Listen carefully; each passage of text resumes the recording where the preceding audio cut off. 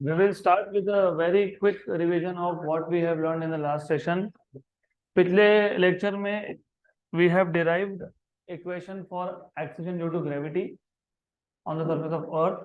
अगर हमारे पास एक ऑब्जेक्ट है and if it is kept on the surface of earth, तो उसका acceleration due to gravity का इक्वेशन आया था, if you remember, A equal to G equal to G m by r square, where capital G is universal gravitational constant, capital M is mass of earth, capital R is radius of earth. ये value G की होती है for an object which is on the surface of अर्थ. फिर जब आप एक object को अर्थ के सरफेस से ऊपर लेके जाते हो, लेट अस से एट हाइट h, तो उस केस में जी एच का इक्वेशन होता है G M upon R plus H का स्क्वायर. हमको चेक करना था how does the value of G changes with height. तो हम इन दोनों इक्वेशन को कर देंगे डिवाइड. तो हमने इक्वेशन नंबर 2 और 1 को डिवाइड कर दिया था. तो G H by G equal to G M upon R plus H square upon G M by R square. तो यहाँ पे जी एम हो गया कैंसल. तो G H by G equal to R square upon R plus H का square. Therefore, gh by g equal to r upon r plus h bracket square whole square. So gh equal to r upon r plus h square into g. क्योंकि यहाँ पे denominator numerator से बड़ा है, और अगर denominator numerator से बड़ा हो तो नंबर 1 से छोटा होता है, और square of a number smaller than 1 is even smaller. For example 0.4 का स्क्वायर 0.16 होता है, 0.3 का स्क्वायर 0.09 होता है. इसका मतलब ये नंबर ओवरऑल 1 से छोटा है. अगर ये नंबर 1 से छोटा है तो जीएच की वैल्यू जी से कम है, विच मीन्स जैसे ऑब्जेक्ट को आप हाइट पे लेके जा रहे हो तो जी की वैल्यू क्या हो रहा है, रिड्यूस हो रहा है. तो the value of G is becoming less and less as you go above the surface of earth. इसके बाद हमने देखा था कि यहाँ पे ये 2 है, मतलब ये बाइनोमियल थ्योरम भी लगा सकते हैं यहाँ पे. तो हमने क्या किया था, न्यूमरेटर का जो आर है उसको डिनोमिनेटर के डिनोमिनेटर में लेके गए थे. तो G H equal to 1 upon R plus H upon R का स्क्वायर इंटू जी. तो G H equal to 1 upon 1 plus H by R square into G. 1 square is 1 plus H by R whole square into G. ये ऊपर जाएगा तो G H will be equal to 1 plus H by R raise to -2 into G. अब binomial theorem use करने के बाद जी H आया 1 minus 2h by R into G. तो ये इक्वेशन नंबर 4, और यहाँ पे ये इक्वेशन नंबर 3, ये दोनों ही हमको देते हैं variation in the value of acceleration due to gravity as you go above the surface of earth. Equation number 3 कब यूज करना, जब हाइट ज्यादा हो. ज्यादा मतलब अभी in comparison to radius of earth की बात करोगे तो अर्थ का रेडियस होता है 6400 किलोमीटर, और अगर हाइट है 2000 3000 4000 किलोमीटर के रेंज में, तो इन that case equation number 3 use होगा. अगर हाइट बहुत ही कम हो, फॉर एग्जांपल 10 किलोमीटर 20 30 40 50 किलोमीटर, तो उस केस में ये इक्वेशन यूज होगा G H equal to G into 1 minus 2h by R. Good. तो कौन सा इक्वेशन कहाँ यूज करना है पता होना चाहिए. ये जो पर्टिकुलर इक्वेशन है, this is to be used when height is very very less than radius of earth. हम इस पे न्यूमेरिकल सॉल्व करेंगे, आज टाइम मिला तो आज, नहीं तो कल, लेकिन ये याद रखना. देन अब अगला है variation in the value of G with depth. तो पहले केस में हमने देखा कि जी की वैल्यू कैसे चेंज होगी अगर आप अर्थ के सरफेस से ऊपर जाओगे. तो सिमिलरली अगर आप अर्थ के सरफेस में नीचे जाओगे, if you go inside the earth, the value of G will again change. तो सेकेंड टाइप है वेरिएशन, सेकेंड टॉपिक है इसमें, variation in the value of G with depth. तो इस टॉपिक को समझने के लिए यहाँ पे इक्वेशन डिराइव करने के लिए कुछ अजम्पशंस है. assumption number 1, in this case earth is supposed to be made up of number of layers. हम ऐसा अज्यूम करेंगे कि earth is made up of number of layers. Layers मतलब shells of uniform density. Actually earth के shells का density uniform नहीं होता है। एक्चुअली जैसे जैसे आप अर्थ के नीचे जाओगे तो डेंसिटी विल चेंज, क्योंकि नीचे जो है वो लावा है, पता होगा आपको, मोल्टन लावा, और अर्थ के सरफेस पे सॉलिड है। तो इन रियलिटी डेंसिटी सेम नहीं है, लेकिन हमको अज्यूम करना पड़ेगा।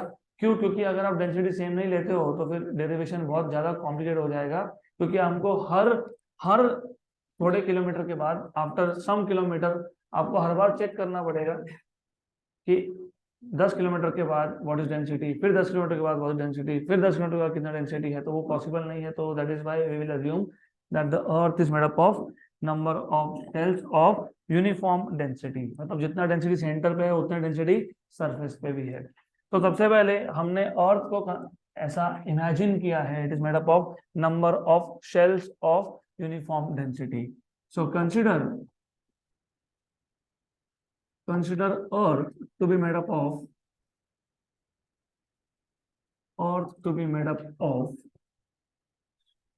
number of shells of uniform density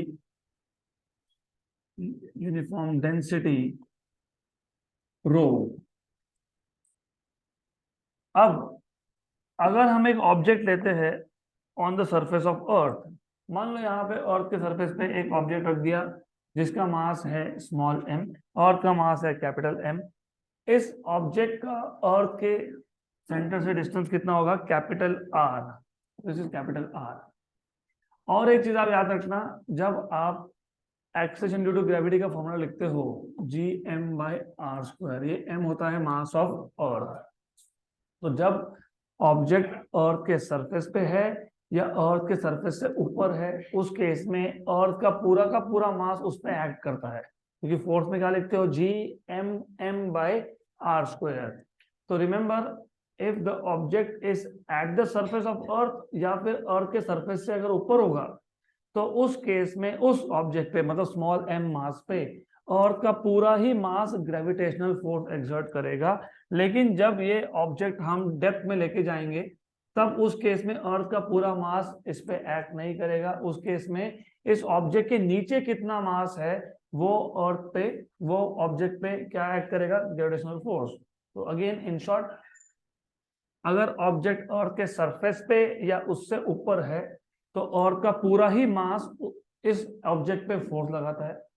लेकिन अगर ये ऑब्जेक्ट अर्थ के अंदर है, एट सम डेप्थ है, तो उस पॉइंट के नीचे कितना मास है उतना ही मास इस ऑब्जेक्ट पे क्या लगाएगा? ग्रेविटेशनल फोर्स लगाएगा। याद रखना। तो हम स्टार्ट कहां से करेंगे? हम स्टार्ट करेंगे बाय अज्यूमिंग ये ऑब्जेक्ट कहां पे है? अर्थ के सरफेस पे। तो let us consider an object of mass m placed on the surface of earth,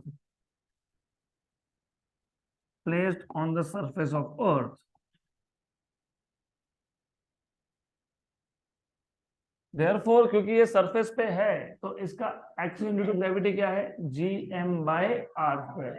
तो प्रोसेस सेम है, पहले सरफेस पे g का वैल्यू निकालो, फिर यहाँ पे हाइट था वहां पे डेप्थ आएगा, फिर डेप्थ पे g का इक्वेशन डिराइव करो, फिर दोनों क्या करो? डिवाइड करो। तो यहाँ पे भी वही करेंगे। तो हमने कंसीडर कर दिया एक ऑब्जेक्ट जिसका मास m था, place on the surface of earth. The acceleration due to gravity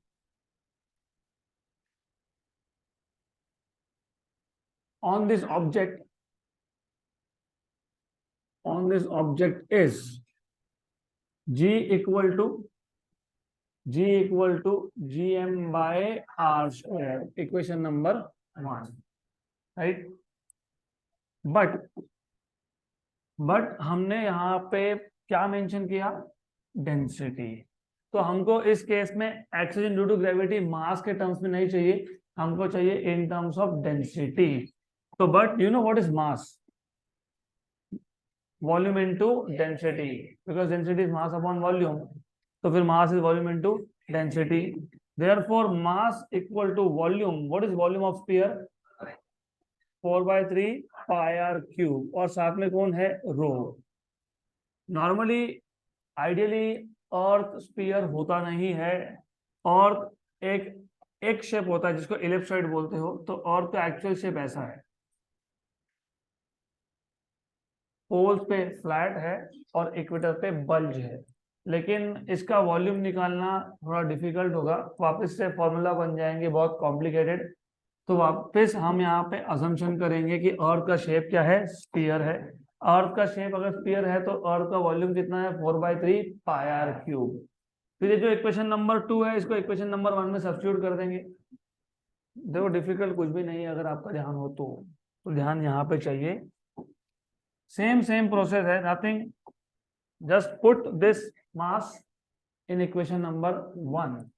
So from equation number 1 and 2 क्या मिलेगा, इक्वेशन नंबर 1 और 2 से, G equal to G by R square into M, लेकिन M क्या है, 4/3 pi R cube into rho. R square और cube ये cancel, तो therefore G equal to 4/3 G pi R rho, equation number 3। अभी CET में या जेईई या नीट में कभी कभी आपको बोलते हैं, कभी कभी आपको जी का रिलेशन देते हैं with radius and rho. For example ऐसा बोलेंगे, calculate the acceleration due to gravity on the surface of a planet whose mass whose radius is twice the radius of earth and density is 5 times of earth। तो यहाँ पे मास mention नहीं किया, यहाँ पे क्या मेंशन किया, रेडियस एंड डेंसिटी। क्या मेंशन किया यहाँ पे, क्या मेंशन किया यहाँ पे, यस तुमको ही बोल रहा हूँ मैं, हुडी, हाँ last but one, yes blue colour. क्या मेंशन किया यहाँ पे, हाँ तुमको ही बोल रहा हूँ, blue, yes blue colour, yes. यहाँ पे क्या मेंशन किया है, रेडियस एंड डेंसिटी। तो जब आपको मास और रेडियस दिया हो तब Gm/r² यूज करते हो, जब आपको रेडियस एंड डेंसिटी दिया हो तो उस केस में you will use 4/3 G pi R rho. This is the formula that you should be using in that case. अब ये हो गया G का value on the surface, equation number 3 in terms of radius and density. आप बोलोगे कि directly क्यों नहीं हमने पहला फॉर्मूला लिया और इसको डिवाइड कर दिया, क्यों नहीं लिया, क्योंकि यहाँ पे हमने बोला है डेंसिटी इज यूनिफॉर्म। और ऐसा क्यों करना पड़ा, क्योंकि जब तुम हाइट पे लेके जाते हो ऑब्जेक्ट को तो कोई प्रॉब्लम नहीं है, अर्थ के सरफेस या उसके ऊपर ऑब्जेक्ट होगा तो अर्थ का पूरा ही मास एक्ट होता है, मतलब वहां पे एक्सेलरेशन ड्यू टू ग्रेविटी में m की वैल्यू चेंज नहीं होती, कैपिटल M ही रहेगा हमेशा, क्योंकि वो अर्थ के सरफेस पे था या उससे ऊपर था तो अर्थ का पूरा ही मास फोर्स लगा रहा था। लेकिन जैसे ही आपने इस ऑब्जेक्ट को अर्थ के सरफेस के नीचे लेके गए, इमेजिन अब हम उस ऑब्जेक्ट को लेके आए यहाँ पे लेके आए, मतलब उसको डेप्थ में लेके आए। डेप्थ को मैं डिनोट करूंगा D से, जैसे हाइट को डिनोट किया था H से, वैसे डेप्थ को डिनोट करेंगे हम लोग D से। और आपको ऑलरेडी पता है अर्थ के सरफेस से अर्थ के सेंटर तक का डिस्टेंस होता है r। तो फिर इस पॉइंट पे जहां पे ऑब्जेक्ट है ये डिस्टेंस होगा r-d। इसको टेम्पररीली मैं r⁻d बोल दूंगा, इसको for the time being I call this as r⁻d।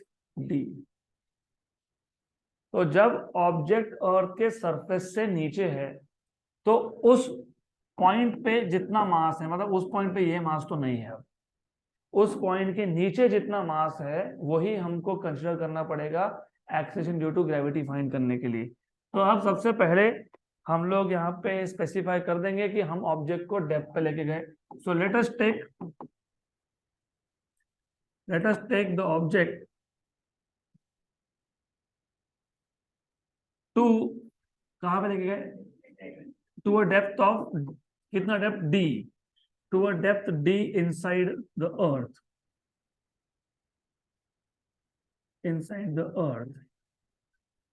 अब यह जो डेप्थ पे लेके आए हो वहां पे आपको रेडियस तो मिल गया r-d, मास ऑफ अर्थ कितना हो गया उस केस में, m⁻d, क्योंकि अब पूरा का पूरा मास तुम कंसीडर कर नहीं सकते क्योंकि बाहर का एक शेल आपने छोड़ दिया। तो देन इन दिस केस इस डेप्थ पे एक्शन कितना है, so acceleration due to gravity in this case is acceleration due to gravity at depth d is, इसको आप डिनोट करोगे जी सफिक्स डी से, वापस से वही G M D upon R D square. Formula तो सेम था, सिर्फ एम के साथ सफिक्स में डी, आर के साथ सफिक्स में डी आ गया, राइट। बट अगेन इसको एक काम करते हैं, इक्वेशन नंबर 4 बोल देते हैं। Again what is density? Density is mass upon volume. तो what is mass? Volume into, लेकिन मास कौन सा? M suffix D. वॉल्यूम कौन सा? We suffix D. डेंसिटी तो हर जगह पे तुमने सेम मान के रखा है, तो डेंसिटी जितना अंदर है उतना ही बाहर है, तो डेंसिटी सेम है। लेकिन वॉल्यूम क्या आएगा? 4/3 pi R cube, R suffix D का cube into rho. Equation number 5। तो पहले क्या किया था तुमने? मास को सब्स्टिट्यूट किया था जी के इक्वेशन में, यहाँ पे भी क्या करोगे? मास को सब्स्टिट्यूट करोगे जी के इक्वेशन में। तो from equation number 4 and 5, from equation number 4 and 5, what you will get is g suffix d equal to g by rd square into md। लेकिन md कितना है? 4/3 पाई rd क्यूब इंटू रो। तो यहाँ पे ये जो rd स्क्वायर है और ये क्यूब है, ये हो जाएगा कैंसल। तो आपको मिल जाएगा g suffix d equal to 4/3 G pi R D rho. Equation number 6। अब इक्वेशन नंबर 6 को और इक्वेशन नंबर 3 को कर दो डिवाइड, क्योंकि अल्टीमेटली हमको ये देखना था कि जी की वैल्यू चेंज कैसे होगी जब आप डेप्थ में जाओगे। तो चेंज कभी भी इन कंपैरिजन होता है with initial value. Initial value क्या है? जी एट सरफेस। तो यहाँ पे इक्वेशन नंबर 6 को इक्वेशन नंबर 3 से डिवाइड कर दोगे, तो you will get GD upon G equal to 4/3 G pi R D rho, ये रो है, और नीचे आएगा 4/3 G पाई आर रो। 4G पाई 3 रो, 4G पाई 3 रो हो गया कैंसल। सिर्फ बचा आपके पास आर डी बाय आर। लेकिन ये आर डी क्या था? ये आर माइनस डी था। Therefore, GD by G equal to R by R is 1 minus D by R. Therefore, GD equal to G minus DG by R. Surface की value कितनी होती है? G। उसमें से तुम क्या कर रहे हो? माइनस। माइनस करना मतलब वैल्यू कम होना कि बढ़ना? कम होना। मतलब सरफेस के नीचे जाओगे तो वैल्यू क्या होगा? कम होगा। तो ये मिल गया आपको variation in the value of acceleration due to gravity with depth. तो सरफेस से ऊपर जाओगे तो कम होगा, सरफेस से नीचे भी जाओगे तो भी कम होगा। सिर्फ यहाँ पे दो इक्वेशन नहीं है, जैसे हाइट के केस में था दो इक्वेशन थे, r upon R plus H whole square, या फिर 1 - 2h बाय आर। यहाँ पे एक ही है 1 - d बाय आर। अब एक काम करते हैं, समझ में तो आ गया हमको कि तुम हाइट पे जाओ तो जी की वैल्यू कम होगी, तुम डेप्थ में जाओ तो भी जी की वैल्यू कम होगी। अब नीट और जेई में एक क्वेश्चन आया था, उसमें ग्राफ दिया था, आपको पूछा ये था, what they have asked you, how does the graph of G looks like, मतलब how is the graph of G varies with distance from the centre of earth. Earth के सेंटर से अगर मैं डिस्टेंस मेजर करता हूं तो जी की value का ग्राफ कैसे दिखेगा इन शॉर्ट। तो अब ग्राफ तो प्लॉट करेंगे, मैथमेटिकली भी करेंगे, लेकिन तुम एक चीज याद रखो, यहाँ पे तुम बोल रहे हो कि डेप्थ, मतलब तुम जब डेप्थ में जाओगे, मतलब अर्थ के नीचे आओगे, तो वैल्यू ऑफ जी क्या होगी? डिक्रीज होगी।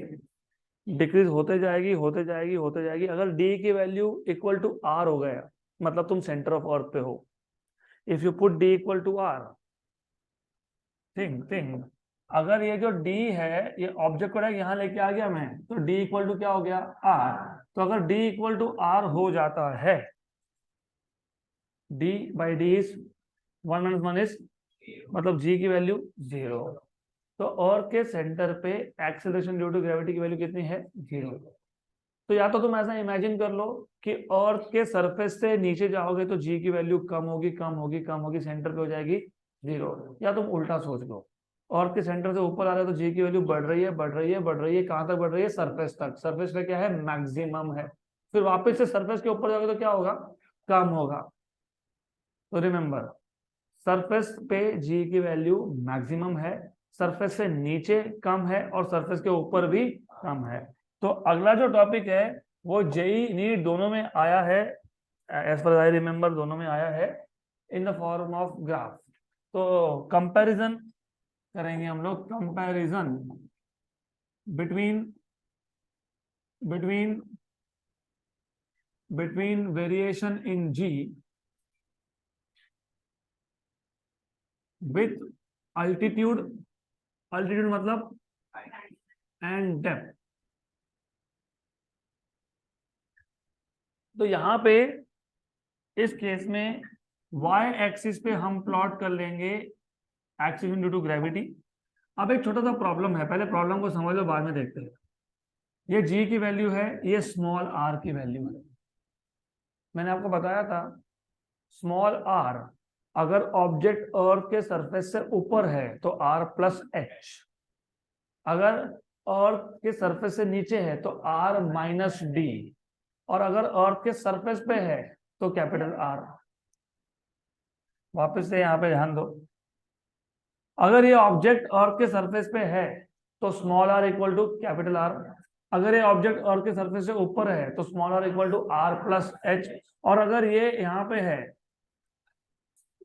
और अगर यही ऑब्जेक्ट सेंटर पे है, जीरो, जीरो, बराबर, जीरो, यस, जीरो मतलब ये r की वैल्यू बढ़ते जा रही है, बढ़ते जा रही है, बढ़ते जा रही है, बढ़ते जा रही है, बढ़ते जा रही है, ये r हो गया, फिर r प्लस एच। तो अगर मैं सेंटर से मेजर करता हूँ तो स्मॉल r की वैल्यू बढ़ते जाएगी, बढ़ते जाएगी, बढ़ते जाएगी, और जब small r equal to capital R आ गया तब तुम कहाँ पे हो, सर कहाँ पे हो, सरफेस पे हो। Very good. तो तुम अगर सरफेस पे हो इसका मतलब small r equal to capital R। तो small r equal to capital R पे एक्सेलरेशन ड्यू टू ग्रेविटी की वैल्यू क्या होती है, मैक्सिमम, और वो कितनी होती है, 9.8। डेफिनेटली ये मैं मीटर पर सेकेंड स्क्वायर में लिख रहा हूं, बराबर, क्लियर यहां तक। अब r की वैल्यू, स्मॉल r की वैल्यू कैपिटल R से कम होने का क्या मतलब है? if small r is less than capital R and if small r is greater than capital R, दोनों का मतलब बताओ। नहीं जी नहीं, if depth and height, if small r is less than capital R मतलब तुम अर्थ के अंदर हो तो ये आ जाएगा केस ऑफ इनसाइड का, और अगर small r is greater than capital R तो you are outside the earth, तो ये कैसा आ जाएगा, आउटसाइड का। क्लियर यहां तक?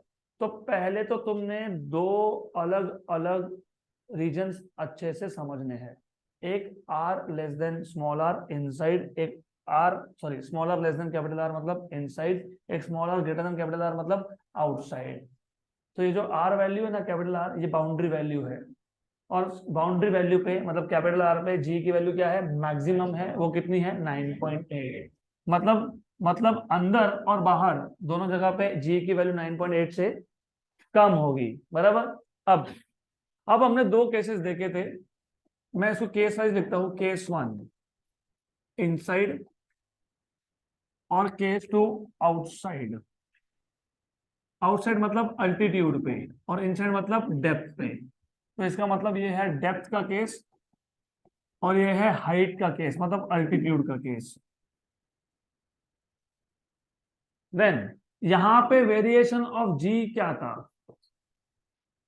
अभी अभी डिराइव किया, r minus D by R into G, अभी तो डिराइव किया ना, ये देखो r minus D by R, सही है ना, लिखा कि नहीं, ये सिर्फ जी को वहां शिफ्ट करके लिख रहा हूं मैं, done, r minus D by R into G. और यहां पे तुमने जो केस लिया था वो था r upon r plus H whole square into G, बराबर।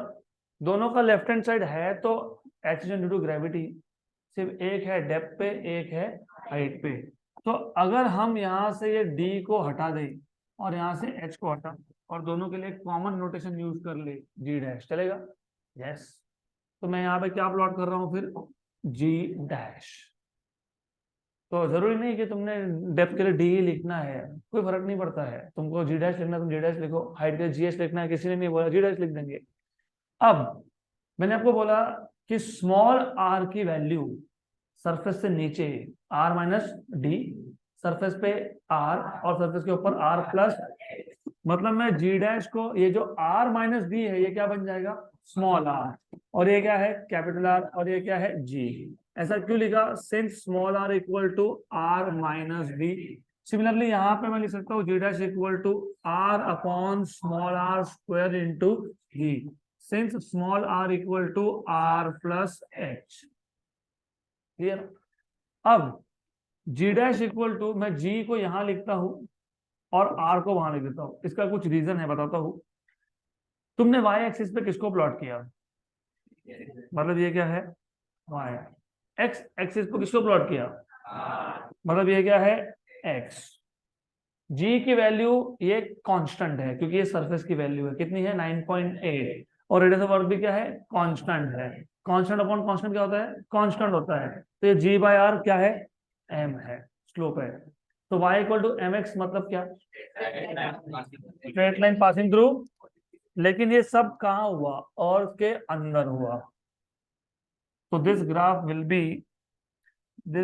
Be a straight line passing through origin. तो ऐसा ये ग्राफ आएगा मोर और लेस, तो समझ लेना ऐसा ये ग्राफ आएगा। डजंट मैटर, थोड़ा सा मुझे इसको चेंज करना पड़ेगा। Fine, done.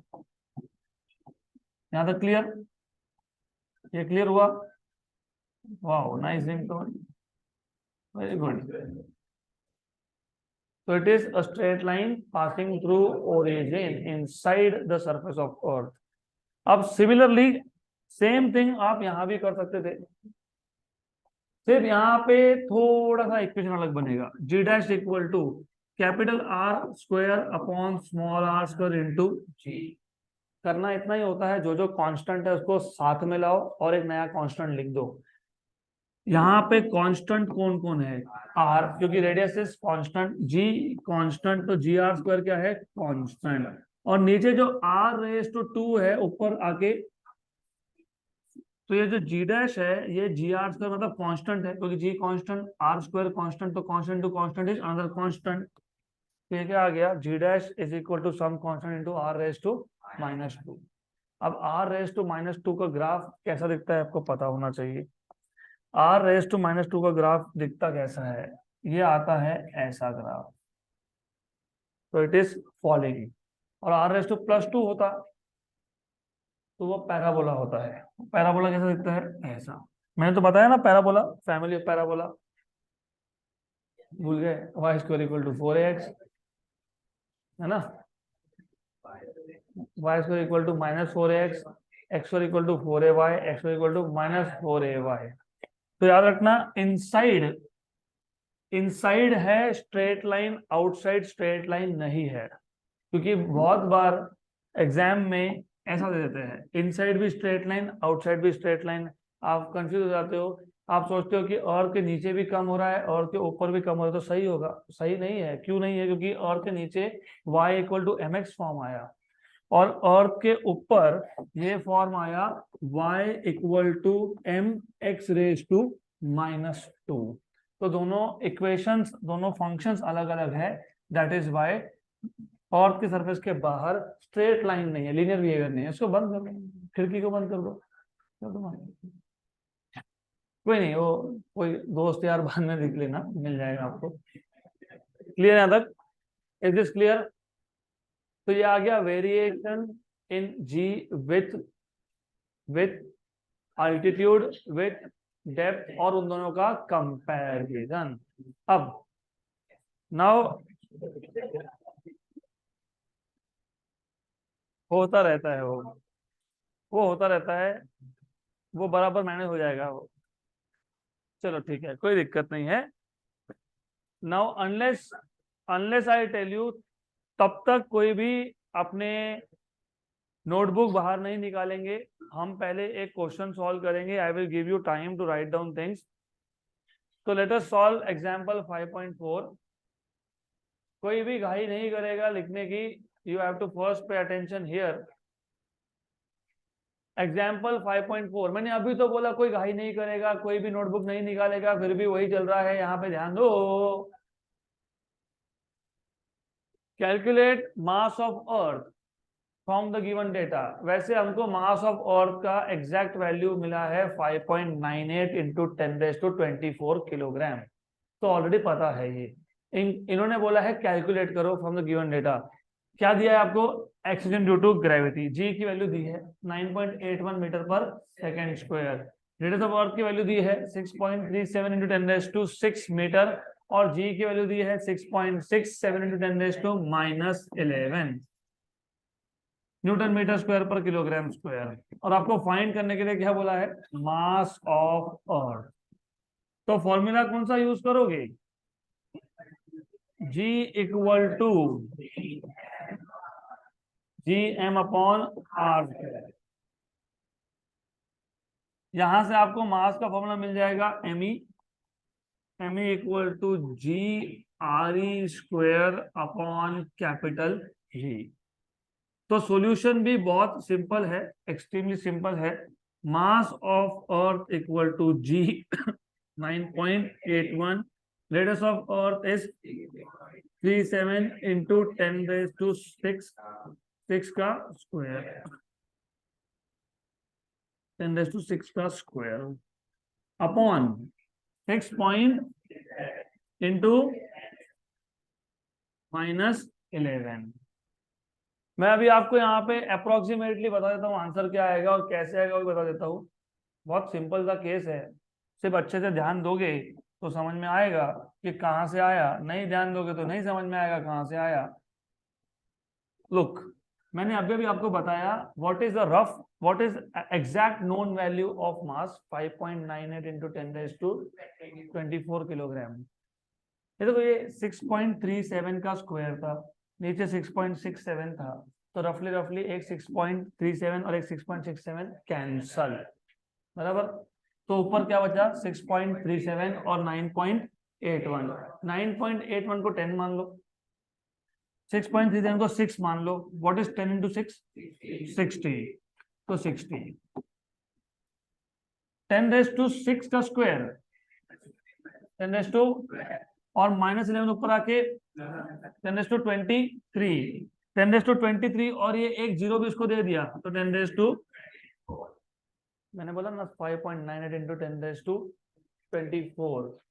अगर आप एग्जैक्ट कैलकुलेशन करते हो, ये जो भी नंबर आपके पास आए उसका अगर एग्जैक्ट कैलकुलेशन करोगे तो आपको मिल रहा है इस केस में, हाँ, जो गिवन डेटा है वहां से, गिवन डेटा के हिसाब से मिल रहा है 5.96 इंटू 10⁻24 किलोग्राम। डन। अभी ये बहुत बेसिक लेवल का क्वेश्चन था, इसमें सिर्फ कैलकुलेशंस ही है जो आपको करने हैं, बाकी तो इजी फॉर्मूला है। Next question, calculate the acceleration due to gravity on the surface of moon if the mass of moon is 1/80 times that of earth and diameter of the moon is 1/4 times that of earth. Take the value of G as 9.8 metre पर second square. तो ये question NEET में भी आया है और इससे एक रिलेटेड क्वेश्चन JEE में भी आया है। तो पहले पूरा क्वेश्चन अच्छे समझ लो और CET में आने के चांसेस है। लुक, आपको क्या दिया है? Calculate the acceleration due to gravity on the surface of moon if mass of moon is 180 times of mass of earth, मतलब mass of moon is mass of earth by 80, and the diameter of moon is 1/4 times of diameter of earth। आपको पता है radius and diameter are directly proportional to each other, मतलब जो ratio diameter का आता है वही रेशियो रेडियस का आता है। नहीं समझ में आया तो कोई दिक्कत नहीं है, डायमीटर को रेडियस बाय 2 लिख लेना दोनों साइड पे, radius of moon by 2 upon radius of earth by 2, 2 2 हो जाएगा। तो इन शॉर्ट आपको मिलेगा radius of moon as radius of earth by 4। आपको फाइंड करने के लिए क्या बोला है? आपको पूछा है what is the acceleration due to gravity on the surface of moon given that the value on the surface of earth is 9.8 meter per second square। तो इस केस में फॉर्मूला कौन सा यूज करोगे? G equal to G M by R square. Capital G तो constant होता है, सिर्फ अर्थ के सरफेस का लिखोगे तो M E upon R E square, और अगर मून के सरफेस पे लिखोगे तो M M upon R M square. मतलब G is proportional to M by R square. तो अब इन दोनों को सिर्फ करना पड़ेगा डिवाइड। जी एम मतलब acceleration due to gravity on the surface of moon upon G earth, earth equal to directly proportional किसको है? मास को। तो mass of moon upon mass of earth, inverse किसको है? रेडियस को।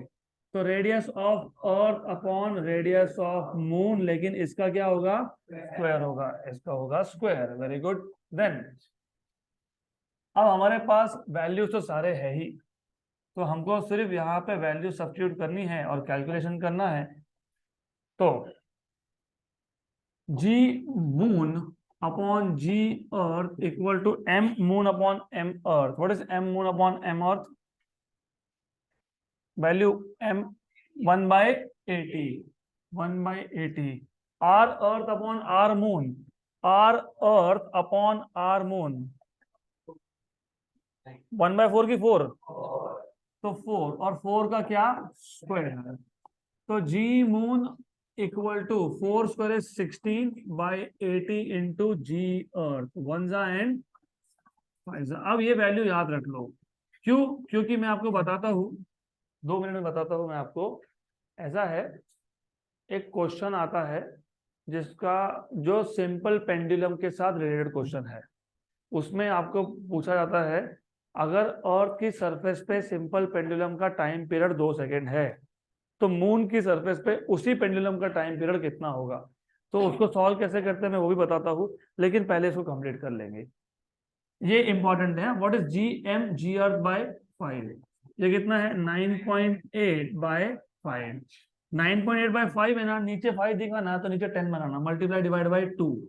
9.8 इंटू 2 इज 19.6 अपॉन 10, मतलब 1.96 metre पर second square. Right? तो ये हो गया क्वेश्चन खत्म। तो मैंने अभी अभी आपको एक बताया कि टाइम पीरियड का एक क्वेश्चन आता है, वो नॉर्मली 12th के करिकुलम में आता है, क्योंकि 12th में आप simple harmonic motion, oscillatory motion सीखोगे। तो क्वेश्चन ऐसा है, उसमें आपको जी मून की वैल्यू दी नहीं होती है, क्योंकि एक्सपेक्टेड होता है कि तुमने 11वीं में ये देखा है, G moon is ji earth by 5।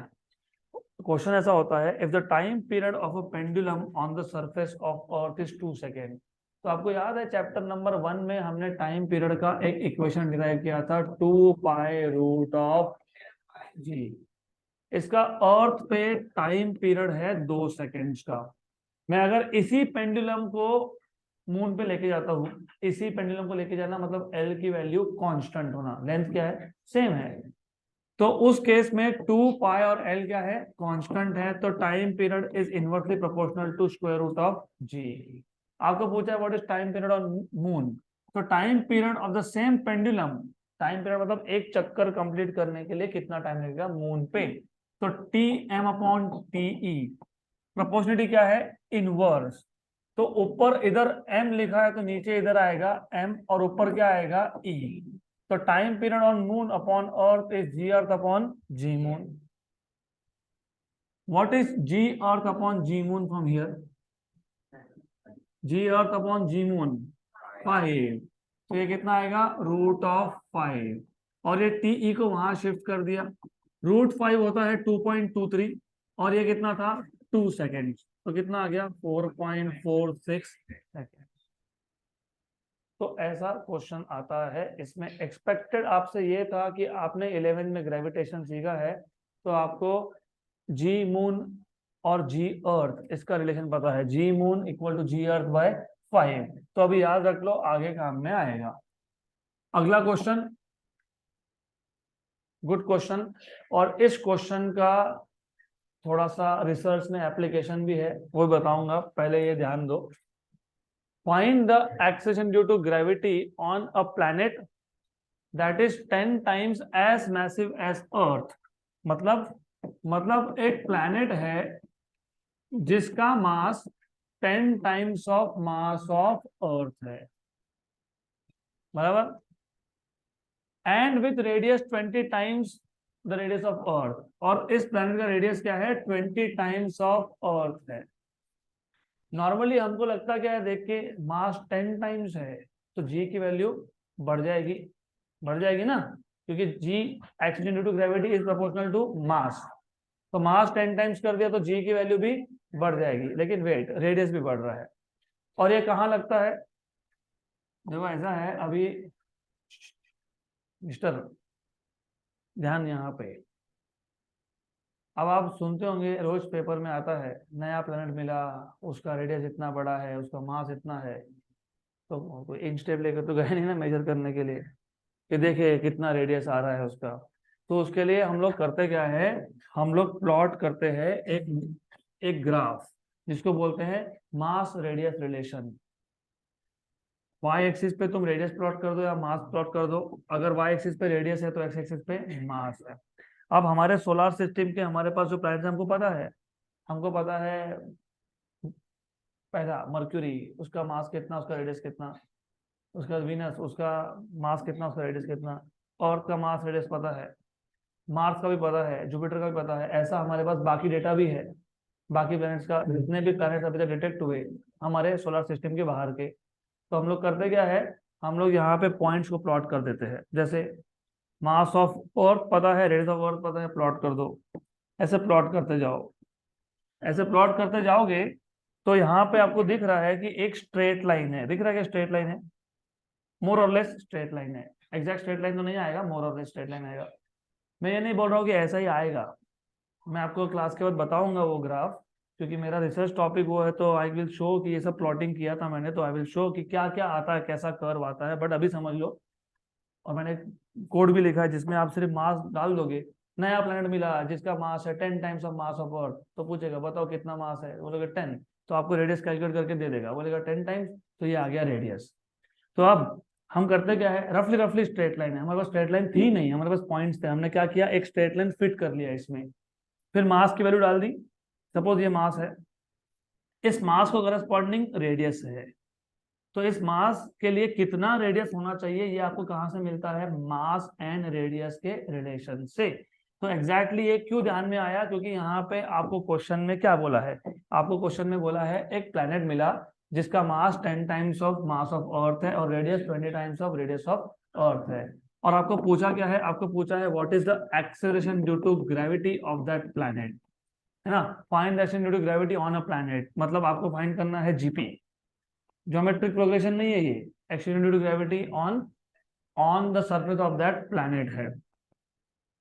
तो फॉर्मूला कौन सा यूज होगा, G equal to G M by R square है, बराबर। Then then easy easy, G is proportional to M by R square, तो GP by GE same, directly proportional किसको है, तो एमपी और यहाँ पे आरपी का स्क्वायर, स्क्वायर ना स्क्वायर, तो स्क्वायर इनवर्सली प्रोपोर्शनल हो गया, और जी वापिस से किसको प्रोपोर्शनल है, मास को, मास ऑफ अर्थ, और इनवर्सली आर ई का स्क्वायर, तो GP MP by ME, what is MP by ME, 10, what is R E by RP, 1/20 का स्क्वायर, और ये जो जीई था उसको यहाँ पे शिफ्ट कर दिया, तो ये कितना हो गया, 10/400 इंटू इंटू 9.8, ठीक है 9.8 लिख देते हैं, 9.8, ये 1/40, अभी 1/40 मतलब 1/4 इंटू 10, मतलब ऐसा है ये 9.8/4 इंटू क्या है 10, यू नो व्हाट इज 1/4, 0.25, और ये 10 इसको दे दिया तो 0.98। अब कैलकुलेशन करने के ट्रिक्स समझ लो, जब ऐसे नंबर आए ना तो क्या करना, पहले तो दोनों के पॉइंट हटा दो, हटा दिए पॉइंट, 25 इंटू 98 इंटू 10⁻⁻4, 25 इंटू 100 कर लो, ज्यादा इजी है, 2500 करना कितना था 98, मतलब तुमने 25 को 2 बार एक्स्ट्रा काउंट कर लिया, तो 2500 में से 50 माइनस कर लो, कितना हो गया 2450, 2450, 2450 इंटू 10⁻⁻⁴, मतलब 0.245 मीटर पर सेकेंड स्क्वायर। अर्थ की सरफेस पे कितना था 9.8, इधर कितना है 0.245। तो हमेशा मास बढ़ना मतलब जी की वैल्यू बढ़ना नहीं होता है, रेडियस भी यहाँ पे बढ़ा, और रेडियस का रिलेशन था इनवर्स और वो स्क्वायर था, तो यहाँ पे सिर्फ 0.245 मीटर पर सेकेंड स्क्वायर। डन।